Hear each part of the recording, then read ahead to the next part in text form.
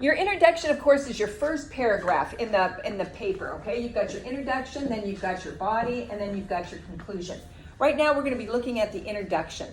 And in order to help you with how to approach your introduction, I have put together, again, like with thesis statement, I put together a little, what hopefully will make it easy for you to remember, okay? I go A, B, the first two letters of the alphabet, and then I do two Q's, and then I do two F's. Okay, so we've got A, B, Q, Q, and then two F's. The first strategy that you can use in writing an introduction is to do an anecdote. An anecdote is a short little story. It has a beginning, middle, and end. Okay? That short story captures people's attention, it engages them. Literally, you're looking at 2 or 3 sentences, but somehow that short story works, okay? The B is for background. For background information. It's you giving information to the reader that will help them to understand the thesis. So when they get to that thesis statement, that last sentence in the intro, the background information that you have given to them will lead to them going, oh, okay, that thesis, I totally get that thesis because of what has been provided. Now, another strategy is a question. But you guys, this question needs to be a rhetorical question. What you don't ask is, do you go to college? You know, quite obviously the answer is yes. There's no rhetoric in it. There's no forcing of thinking. There's no persuasiveness. You want an engaging question that makes them stop, think, and then want to read on. That's rhetoric, right? It persuades, it moves them.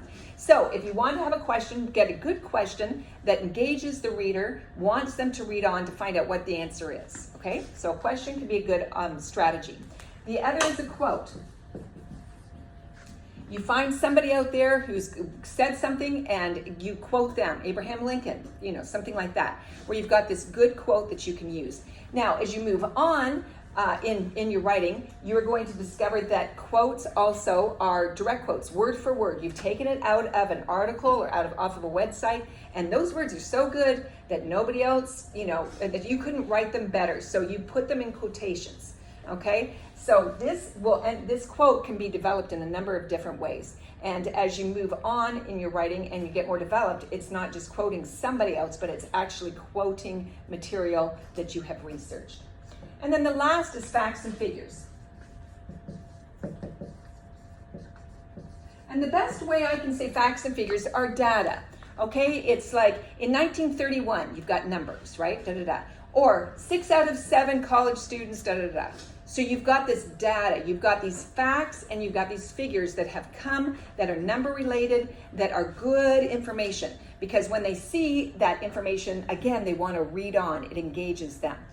Now, in 102, you're going to tend to do more anecdote and background information, maybe a question, because those can all be done in theory without research. But as you move into a 103, you guys are going to be researching your information and recognizing that if you find background information, you need to cite it, okay? And that's more about the argumentative research paper. You need to cite it.